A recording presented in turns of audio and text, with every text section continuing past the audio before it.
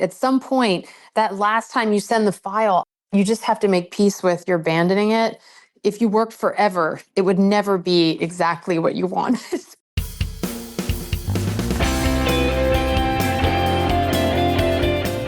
Welcome to Everybody Pulls the Tarp, the go-to podcast for high performers. I'm Andrew Moses, and each week I talk with Olympians, pro athletes, TV stars, Grammy winners, best-selling authors, CEOs, and other high performers to uncover their success secrets. Every conversation is jam-packed with inspiration and actionable ideas we all can apply to our own lives, personally and professionally. Get ready for a behind-the-scenes look at the techniques, processes, and mindsets powering the world's most successful people. Let's go.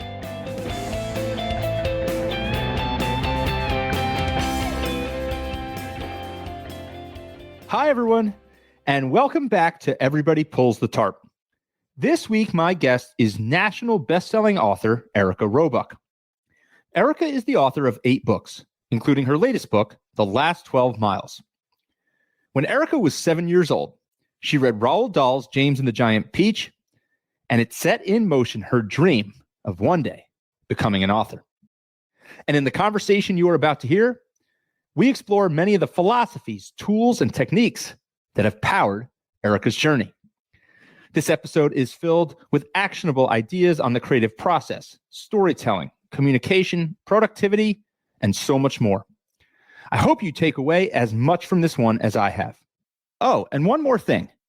This podcast is presented solely for educational and entertainment purposes. It is not intended to be a substitute for the advice of a physician, psychotherapist, or other qualified professional. So, let's pull the tarp and get straight to Erika Robuck. Erika, where I want to begin, I've heard you say that you credit growing up in Annapolis, Maryland as sparking your love for history. So for those who don't know Annapolis or who have never been, paint the scene. What did Annapolis look like in your childhood? Take me back. It looks exactly the way it does now, and it looks exactly the way it did in 1834 and 1781, because you literally have men and women in colonial dress walking around giving tours at buildings where George Washington had a beer, and it's just there's old sailboats in the harbor. So you really feel like you've stepped back in time. Even the streets have cobblestones, and so it's like a major peril if you wear high-heeled shoes. That's why Annapolitans typically wear flip-flops, and we're very comfortable with that casual footwear. And even in Eastport in March, we have a burning of the sock parade where everybody throws in a pair of socks to burn them to initiate flip-flop season. So while there probably weren't flip-flops back in the colonial days, just the whole place, you feel like you've stepped back in time. Now, do you recall like a specific moment or a specific historical event that you came across that you credit maybe more than others with sending you down that rabbit hole to study history? Is there one you can recall? The first thing that jumps to mind, there's so many things that start clawing at my imagination, but really, I was probably a sulky 14-year-old. And my dad used to love classical music and old house tours, and it drove me nuts. And he would drag us to every old house tour wherever we went. And he dragged us through a Frank Lloyd Wright house in I don't even know where. And at some point, this was all seeding my imagination, even when I didn't want it. And I remember going through that tour and for the first time being like, this is really interesting.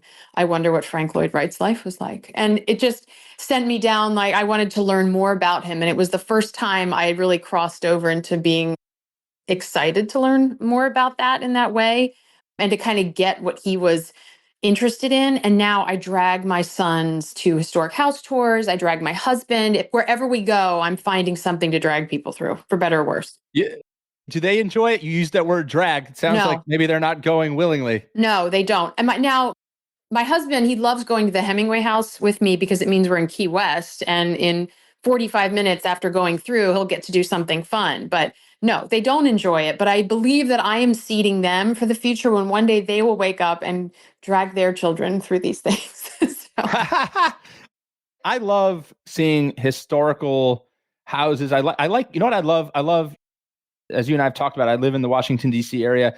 I love, when you can go to a museum in Washington, D.C. and they've essentially restored someone's office, for example, right? And yes. You see how they left it and some of the relics of the past. And I'm a big sports memorabilia collector. I have collected autograph memorabilia from, frankly, all generations of athletes, and in particular a lot of baseball. And there's always something just really neat about thinking about this idea, not so much for me like the signature on it, but the idea that like this individual held this item very, very long time ago. Or I've also begun to collect ticket stubs from Yes. historical events and games. Not that I attended, I wasn't even born for some of these events, but it's unique to think about this idea that this was in somebody's hand to go to an event. And I certainly can appreciate some of your perspectives there for sure. So we obviously have already covered a little bit about kind of the role that Annapolis and the setting played in shaping you and your love for history. I believe you mentioned in prior interviews that reading James and the Giant Peach by Roald Dahl is one of the books, if not the book, that set you on a path to be an author. One of my favorites, a classic. What did you enjoy most about that book, Erika? Well, there's a whole backstory to that. So my dad had a shipping company with his dad, and it was this dirty old warehouse by the airport by BWI. And this was before UPS or any of that. So it was literally a freight forwarding company. So he would get boxes, and sometimes they would never be forwarded. People wouldn't pick them up, whatever. And he would get publisher boxes sometimes with the covers ripped off. And at the time, I didn't know that meant that poor author's book was being sent back to the publisher because it couldn't get sold. So he would bring me those things. And one day he brought me this book with these very interesting illustrations, cover ripped off, and it was James and the Giant Peach. And when I read it, my mind was blown because I loved that the kids were the protagonists and the adults were trouble. And, it really sparked my imagination. So just the whole experience of getting a book that nobody wanted, loving that book, and then also years later seeing that book come to new life, which was really satisfying. And then now on the author side, knowing what it means when your books are sent back to the publisher like that, it's kind of made me, it's like painful to imagine, but that was a treasure for me. And I still have that copy. That is so cool that you still have that copy. Well, I mean, the word that I think about, like one of the words that comes to mind, like when I hear that story, is that like in many ways, like that moment taught you the art of the possible, right? The idea that Yeah. this is a book that had been scrapped and sent back, but it resonated deeply with you. Yes. And you realize that the power of the word, the power of communication, that it doesn't have to resonate with everybody, but it does have the power to change one person's life or one person's outlook. Yes. That's a very powerful and freeing Yes. idea. And as a writer, I can't think of anything better. Of course, everybody wants good sales and a lot of sales, but to imagine that one person, that one child or adult or anyone picking up your book and feeling seen and understood, there's just nothing that could be that's exhilarating to think about. So was that really like the idea that set you afoot to eventually become an author? I know there was a lot of stuff in between, but Yeah, was it that idea, that inspiration? I was just always a huge reader, and I knew that reading for me is like the inhale, writing is the exhale. So I was always writing also. The two went hand in hand. And so I wrote my first play around that time, and then always kept a journal, poetry books, song books, and then that progressed into short story and then to the novel form, which I far prefer over anything else to this day. But for me, writing is the way I work out the world around me. I have a hard time processing sometimes, just listening, auditory, or anything like that. But when I start to write things out, imagine scenes, try to understand people and their motivations, for me, that helps me navigate the world. What was it about? I mean, you said there that novel writing was clearly something that you enjoyed more than some of these other forms. Like, what was it in particular? I just like spending the time with the character, enough time to get them a really meaty arc and to have space for backstory, but then the present story. I just feel like I need the space and the pages of a novel to do that. And just for plot purposes, to have a plot that would make a good movie. I always see my novels as movies, even though that has not yet happened. But for me, I have to be able to visualize it. And I can do that so much better within a novel form. That's really interesting that you say that. In reading your most recent novel, The Last 12 Miles, which I really, really enjoyed and Well, thank encourage everybody you. listening to check out. Throughout that entire book, more so than a lot of books that I read. I was trying to visualize what it would look like as a film, trying to think about Oh, what good. actors and actresses would play each of the characters. There was something about it. I think, and again, I think it's a testament to you and the way you do your craft. I mean, everything was so vivid and it almost came to life that way. That was something that I was really thinking about. And I don't think about that Oh, every time interesting. I read a novel. So it's interesting that you say that. Yeah, I cast my novels before I write them, and sometimes I change it along the way, but I'll go to YouTube to watch clips of actors to help give me inspiration or setting, like the movie that's in the same setting where my book is. That all brings it to life for me. Now, Erika, you didn't become a novelist like straight away, right? You began your career Yes. as a teacher and historian. Yeah, so I've always been I like to try to do teaching and writing at the same time in some capacity. So when I was in college, I majored in education, but I minored in literature and had a pretty healthy amount of history classes, though I don't have a history minor. And then while I taught for a number of years. And then when I had my first son in 2002, when I stayed home with him. I left teaching and just went to tutoring. But then during his nap times is when I really started to research and write novels. And then it just went from there. I've had three sons since. My oldest is 22, and it's just grown from there. Your first novel was self-published after you were rejected by 100 agents. Yes. Not I mean, it's a staggering number, but Yeah. not something that's unique just to you or your No. craft. Almost everybody that I've encountered that has achieved success in any discipline has experienced a lot of rejection, Yeah. a lot of adversity. But I'm always fascinated.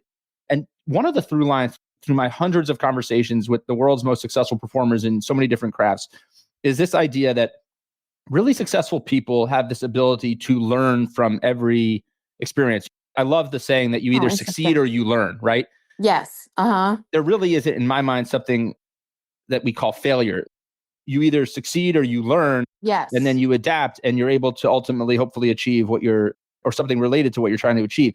So I'm curious, 100 age, I don't need you to recant it all. I'm sure Yeah, it'll bring yeah. up some bad memories, but what were some of your biggest learnings, both as a writer, novelist, and also like just personally and professionally from the experience of that air quote rejection? Oh, I like how you reframe that. That actually makes me feel better. But that's exactly right. As I started to send out these, it was almost like I had to go from adolescence to adulthood because I wrote this novel and I was like, I wrote a novel. Somebody's going to want to read this and publish it, which is a stupid thing to think. That's something like a teenager thinks. Nobody cares. Literally, nobody cares. If you have a story that resounds with people and, that's something, but just because you wrote a novel, nobody cares. And so learning that nobody cared, but there was a deeper message that I had to look for was an important part of the process. I'm not special. There's a zillion people sending in novels all over the place every day, and some make it and some don't. During that process, as I was learning that humility, I was getting rejections that every once in a while would have this little kernel of help, advice, something they liked about the book, something they didn't. And those were just gems to me. And I started collecting those and really using them. And the most common refrain that I received was there were two things. One about in terms of craft, the book was trying to do a lot of different things because it was a dual period novel. It was historical, it had a ghost story, it was a lot all at once. And they felt like for a first novel, I should be tackling something simpler, which I thought was interesting. And then I didn't have a platform, I didn't have a blog, website, reviews, any experience at all in the industry. And so people said, go to writing conferences, talk to literary agents, start a blog. This is when that was a whole thing. And all of that was really helpful for me. And I started to follow that advice, going to writing conferences, taking courses in craft. I ultimately decided to self publish that book because I had so many people in my local network, hundreds, who wanted to read it. And I was like, all right, well, you'll be my guinea pigs. I'll learn the process of working with an editor, which I had Caroline Levitt, who was an author, who I connected with through these workshops. And then and then I did cover design, went through that process, and just started to sell my book at fairs and festivals and any place that would take a self published author. Started a blog, started a website, and really learned about the business of writing, which is just a huge, huge piece of it. And so once all that was in place, I went to Key West. I walked through the Hemingway house. I was inspired. I wrote Hemingway's Girl. That next book, it was such a tighter experience. I queried the agents I knew who wrote or who represented the books that I liked to write. And the message was things they liked to represent. And from that, I had so much more success. I only sent out maybe 20. I got 3 yeses. The one I went with is the one I'm still with today, Kevin Line. So that was a much better agenting process. And then, of course, the agent connects you to the publisher. And, it hasn't been a straight line since then. I've been with Penguin Random House. Oh, actually, I was with Penguin, and then Random House bought it, and things changed and got mixed around. Then I was with Berkeley, and now I'm with Source Books. So, and some of my books have been rejected in that lineup. So I've got my ninth, I think, coming out in August. But within this, there have been books rejected along the way. So it's never done. You're never there. It's always a learning process. And one of the biggest learning experiences I had is I had written 4 books about women in the shadows of American authors like Zelda Fitzgerald or Sophia Hawthorne or Hemingway wives. And I had written another book about Bram Stoker's wife. And an editor said to me, "We're so tired of women Mrs. Books. We want a book about a woman who's remarkable in her own right." And I thought that was really interesting advice. And that's when I found Virginia Hall, Allied spy from Baltimore with a wooden leg, outsmarted Nazis. She was just larger than life. So that advice really helped me on my journey. Erika, I was really, in similar light, I was really struck by, it's one of the first pages or two in the last 12 miles. It's like your letter to the reader. Oh, yeah. You say 3 separate people at 3 separate places told me I had to write a novel Yep. about American codebreaker Elizabeth Smith Friedman. I Yes. take those kinds of signs seriously.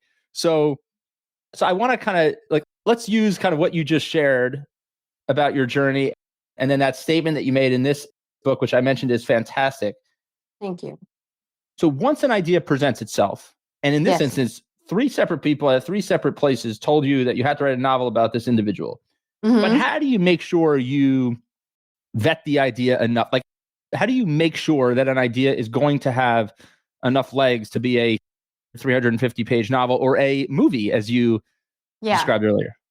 Yeah, that's a great question. And it has to do with obsession. So for me, I get completely obsessed with the topic or not. If I'm not obsessed with it, if I don't think about it constantly and annoy absolutely everybody with information about something they just don't care about, then it's not something I should be writing about. So when the third person told me to look up Elizabeth Friedman, I was like, all right, all right. And I read some biographies and I became completely obsessed. So that's how I knew, like, oh, you can start to see the novel, you can start to see the time period. I immediately went to Prohibition time. As I mentioned, I love Key West. Then there's the Bahamas. The settings were fascinating. My family were boaters, so I had that piece.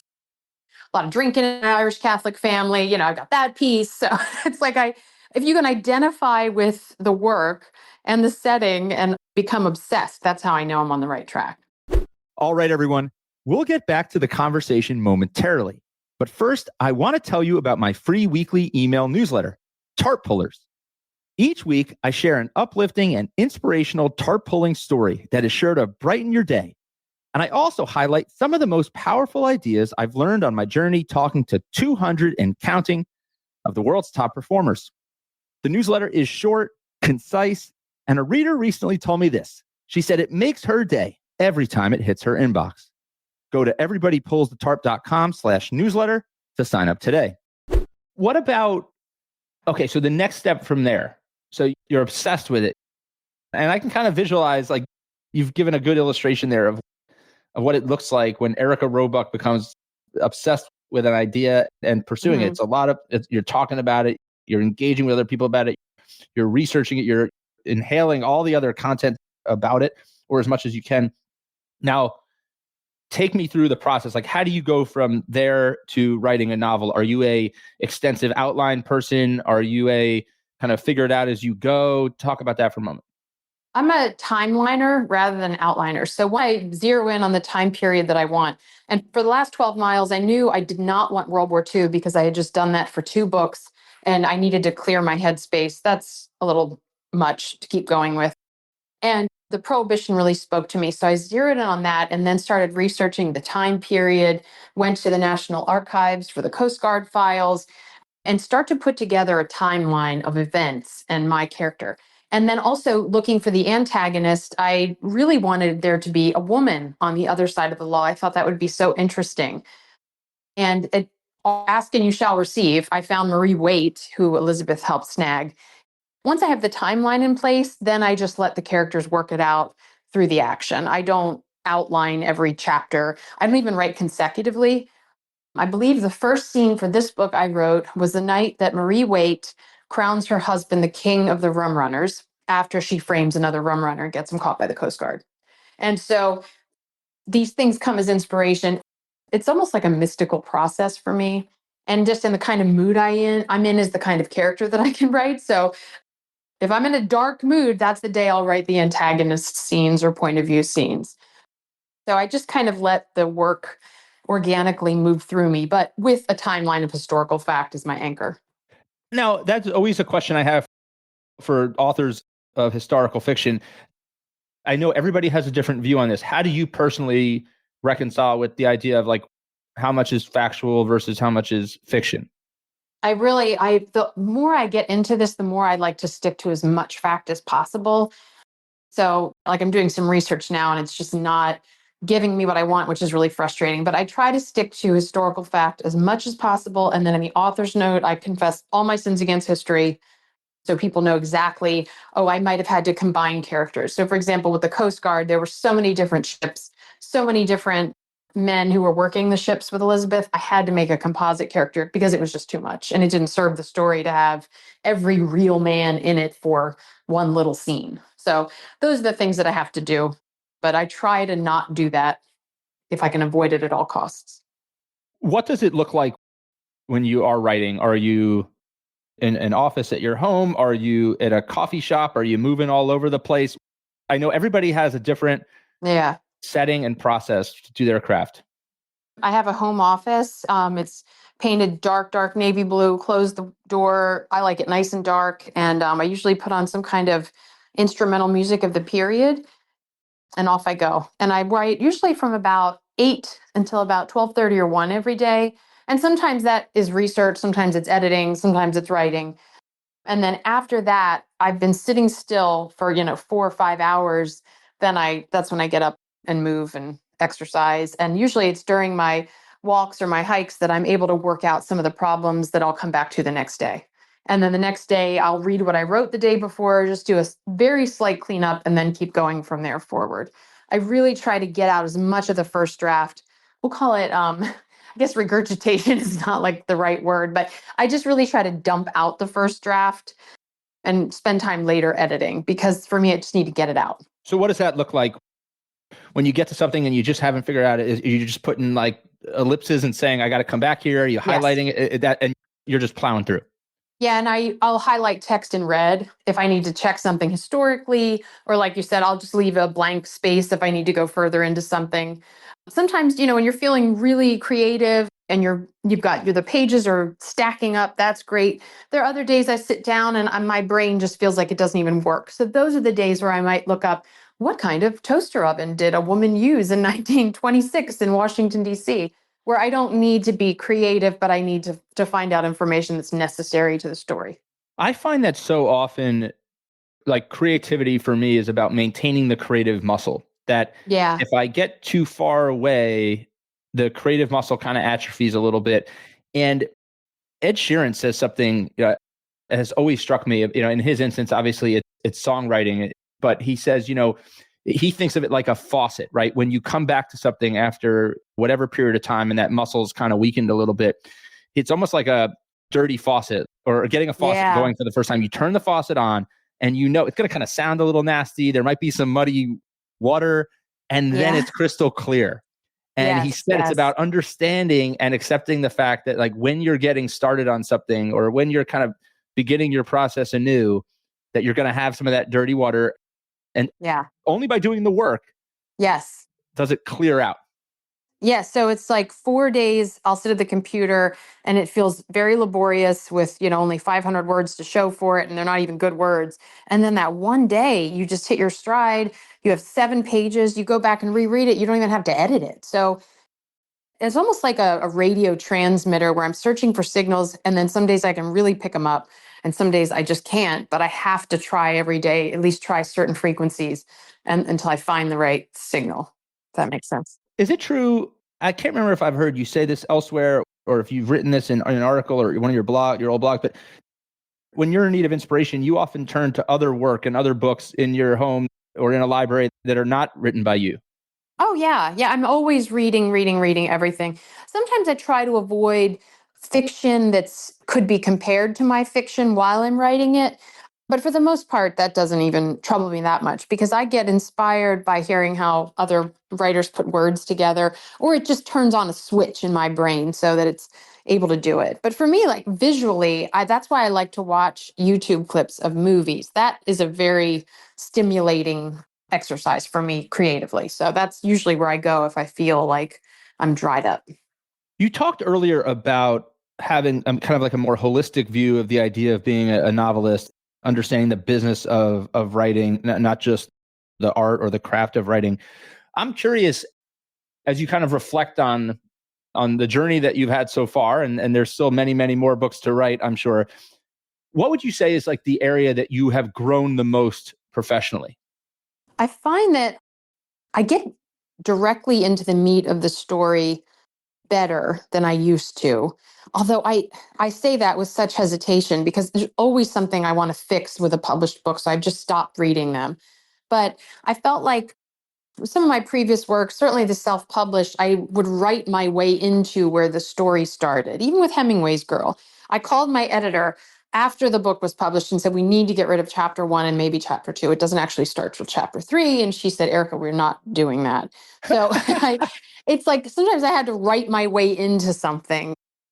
I've learned to usually cut off. This was Hemingway advice years ago in one of his books where they compiled his work. But he said, usually you can cut the first two chapters off of what you've written. You don't need them. And I find that that's true. I've done that on a number of books now. And now I know that it's part of the process, like the Ed Sheeran quote, but I don't leave the muck from the pipe in there. I try to pull it out. So, It's interesting. I've had over 200 conversations here on this podcast with Olympians and professional athletes and best-selling authors and Grammy-winning musicians and entrepreneurs and all kinds of successful people from all walks of life. And I find that whenever I listen back to one of the conversations, two things happen. One, I learn something new every time I yeah. listen back to the conversation. And two, I always am struck with this deep regret about Yeah. something I wish I had asked or a Yes. follow-up I wish I had. And sometimes those ideas will come from listeners, and many times those are just sparked in my own mind. And it is interesting. And I've always thought about that about a book. Like there's something about I know you could do different editions and things like that if the publishers are willing, but it's really interesting. I mean, that is as baked as something as you could have. It is. And it's rough. And I think it was Da Vinci. He said, all art is only abandoned, it's never finished. And he's right. At some point, that last time you send the file, you just have to make peace with you're abandoning it. If you worked forever, it would never be exactly what you want. But there's deadlines, and thank goodness for it, because otherwise we would just be tinkering forever. How has I know you talked about how you're always like to, when possible, be teaching and writing kind of at the same time. And you've done some different things. You have different things that pique your interest. I know you're a boating enthusiast. You talked about that. You call yourself an amateur historian. You've done the teaching. Mhm. You take in so many historical places and things. I guess with the teaching, Mhm. what have you learned through teaching that you've been able to utilize as a novelist and make you better at that craft? That's a great question. And taking information and distilling it into terms that people can understand easily, which is something that's all I do with my writing. So right now I'm reading probably 20 primary sources that are going to go into a novel. I'm digesting all of it, filtering out what doesn't need to be known to communicate in the simplest possible terms the story that I'm trying to tell. And when you're teaching with children, you have this wide breadth of knowledge, or even young, I teach young adults, young women in a faith formation class. So you have all of this life information, you have book learning, but that's not all relevant. You have to distill it to what the people who are sitting before you need to hear. and just really through their lens. So that's kind of the same thing with research. It's trying to really, I mean, it's basically spinning gold from straw. You just keep feeding it all in, and then you have to bring something out of it that's formed that people Is can that just a digest. learned skill over time, or like somebody listening who says, I want to get better at communicating succinctly or being able to tell a story more clearly or drive home. It's somebody who works in sales and they want to make Yeah. sure that they're articulating their value proposition to a potential customer or client more clearly. Is there one or two things that you think you've been able to learn to do effectively? I think read the audience better. The older that I get, it's less about what I want to say and more about what the people need to hear that I'm with on any given day. And that could be even if whether I'm talking to a book club, a writer's group, a literary luncheon, everybody, like, instead of me bringing something I want to say, I try to figure out what is being asked of me. And that again is kind of a mystical experience. I really, before I do events, I just pray that whatever I have to say touches somebody in a way that they need to hear it. And even if it's just one person in the room. And I always find there's something that surprises me. Someone will come up to me and bring something up, and it was not something I ever expected to talk about, but they needed to hear it, or they wanted to hear it, or they connected to it. So that's a really exciting part of the process. It's when you do leave the office and you go out with people and connect to them. Sometimes you learn you don't even know why you wanted to write something or why you wanted to say something, and that helps crystallize it for you. It's fascinating. A lot of times I'll hear the same thing from listeners or to audiences that I speak to. They'll take something from one of these conversations that I didn't pick up Yeah. on, that Yeah. didn't have meaning to me. And it's always a powerful reminder to me that something could mean something to everybody in a little bit of a different way. Yeah. And it's important to be open to what that is and to what kind of relationships are going on. There was a writer, Susan Vreeland. She died a couple of years ago, but she wrote this novel, The Luncheon of the Boating Party, about the painting. And it was one of the most profound books that I ever read about the creative process. But she had this little section about how the artists, when you look at a painting, the artist painted it and it was of a day with his friends. And then you're looking at it in another time period years later, but you're all experiencing the same thing. And she called it the nous, Nous. It was French, we, the shared experience of art across time and space. It rocked my world. And my writing partner and I, we talk about it all the time. We talk about trying to find the new in the work that we're using. And when I told her about, oh, the way you wrote about that, she said, I don't even really remember what you're talking about. So she was just responding to a creative impulse that really shaped my world and had like no cognition about it. It was just something that came out in the work and she didn't even really remember it until I told her what chapter it was in.